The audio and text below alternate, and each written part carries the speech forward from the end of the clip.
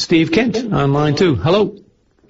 Good evening, Pete. How are you doing? Not bad. It's another interesting day in Newfoundland politics, but every day is an interesting day in Newfoundland and Labrador politics, I suppose. Pretty much, yeah. I think you got that right.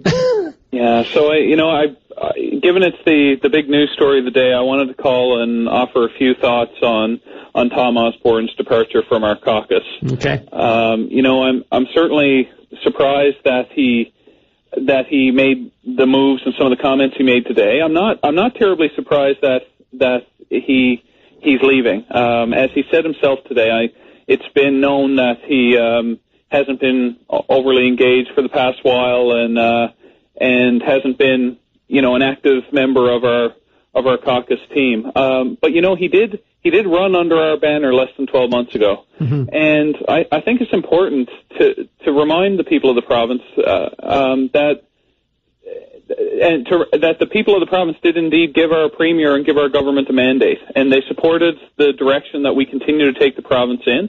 And Premier Dunderdale is providing exceptional leadership as we do that. And there's always going to be ups and downs, but working through those ups and downs is what being a team player is all about.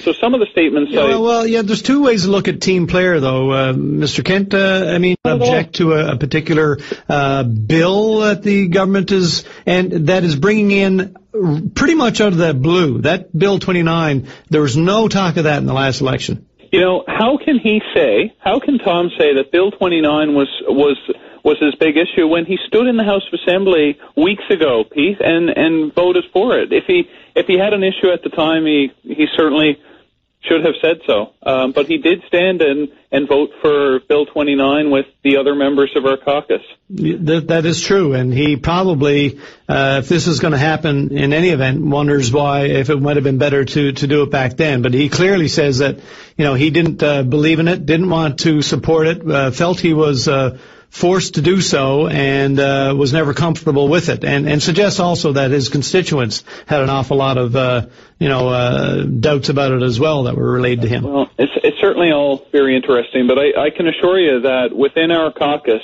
there's incredible support for Premier Cathy Dunderdale. Are there others, though? Are there others like Mr. Osborne who are having second thoughts or having difficulty with the way things are being done currently? There's not a single member of our caucus that I've spoken to who has expressed concern or displeasure. I can tell you that the members of our caucus are solidly behind our leader. We have a vision for this place. We have a solid plan that we continue to deliver on for the people of Newfoundland and Labrador, and we have a leader that's providing strong, compassionate, visionary leadership. And we're behind her 100%. So for anybody to suggest otherwise, it's foolish.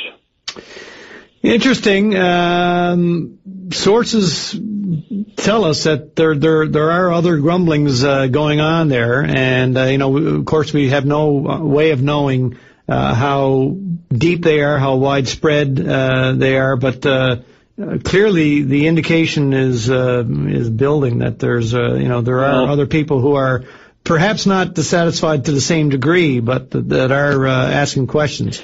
Well, and in fairness to Mr. Osborne, if he was unhappy and he couldn't be part of the team, then getting out is exactly what he should have done. In terms of those rumors and those sources that you mentioned, I would suspect they're NDP and Liberal sources. No, I can guarantee you, I can assure you that they're not.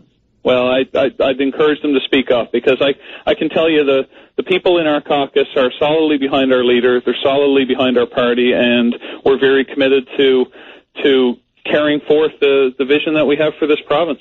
Mm-hmm. Okay, sir. Thank you very much. Appreciate your call. Thanks for the opportunity. Take care. Okay, bye-bye. Bye.